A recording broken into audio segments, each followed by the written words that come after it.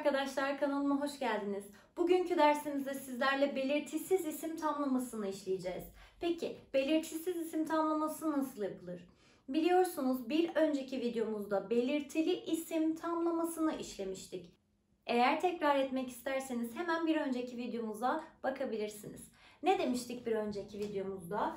İsim tamlaması için ihtiyacım olan şeyler 2 tane isim olacaktı. Demiştim ki birinci isme tamlayan, ikinci isme tamlanan diyordum. Birinci isimde ın, in, un, ün ekleri olabilirdi. Mesela Ali'nin kaynaştırma harfi. İkinci isimde de ı, i, u, ü ekleri olabilirdi. Ali'nin arabası olabilirdi. Kaynaştırma harfi şeklinde karşımıza çıkıyordu. Evet, belirtili isim tamlamasının özelliği hem isimde, birinci isimde hem ikinci isimde ek olmasıydı. Belirtisiz isim tamlamasının özelliği ise birinci isimde yani tamlayanda ek olmayacak. Sadece tamlanan da ek olacak arkadaşlarım. Hemen bakalım nasıl yapıyoruz. Evet arkadaşlarım, bakalım. Şimdi ihtiyacım olan bir tamlayan ve tamlayan herhangi bir ek almayacak. İkincisi ise tamlanan ek alabilecek demiştik. Eğer isim A veya I ile bitiyorsa I eki alır. I ile bitiyorsa I eki alır. U ile bitiyorsa U eki alır. Ü ile bitiyorsa da Ü eki alır diyoruz. Arkadaşlarım, tabii ki kaynaştırma harflerini unutmamamız gerekiyor. Eğer herhangi iki ünlü yan yana gelirse isim tamlamalarında araya S kaynaştırma harfini koyacağız. Tabii ki de bu isimler ismin hal eklerini alabilir. Neydi ismin hal ekleri? D'den İED'den de ismin hal ekleri. Ancak ismin hal ekleri kullanılırken S kaynaştırma harfi değil, N kaynaştırma harfi kullanıyorum. Şimdi bunlara örnek vereceğim ki daha iyi anlayabilmeniz açısından. Güneş gözlüğü diyorum. Şimdi kelimenin kökü nedir? Gözlüktür, değil mi? Gövdesi daha doğrusu.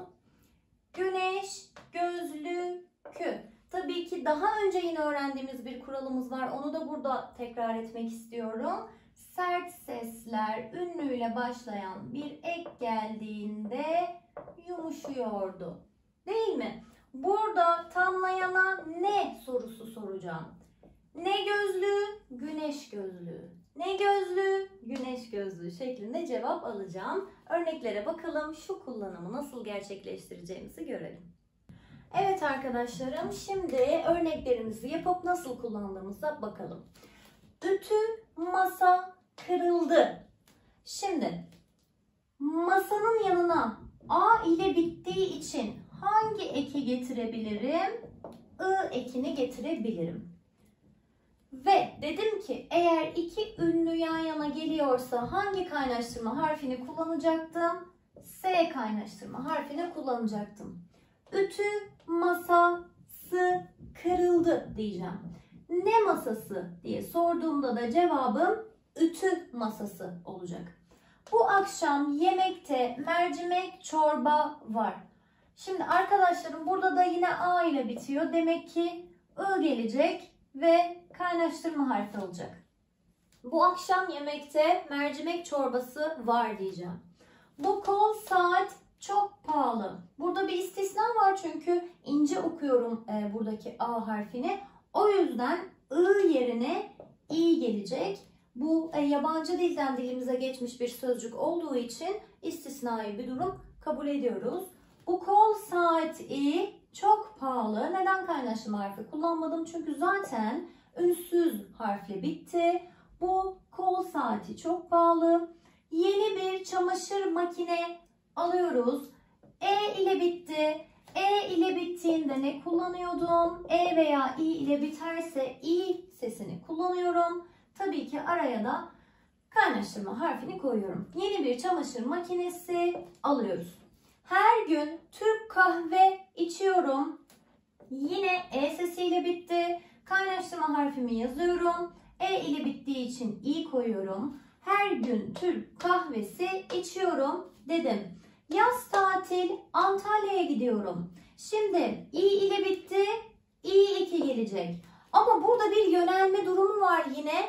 Belirtili isim tamlamasında olduğu gibi burada da ismin hal eklerini kullanacağım.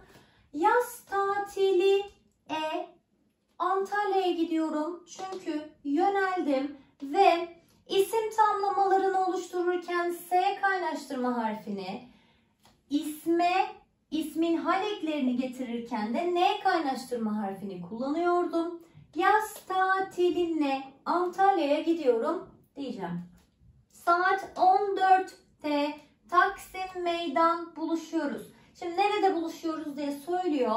Taksim Meydan A ile bitti, o zaman I gelecek. Ne meydanı? Taksim Meydanı.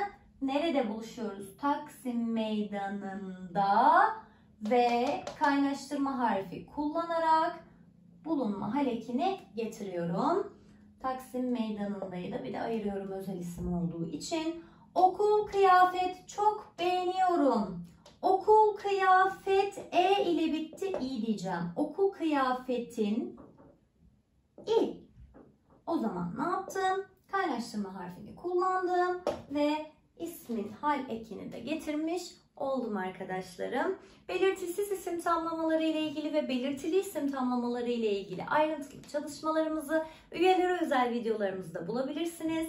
Bir sonraki videoda görüşmek üzere. Kendinize iyi bakın. Hoşça kalın.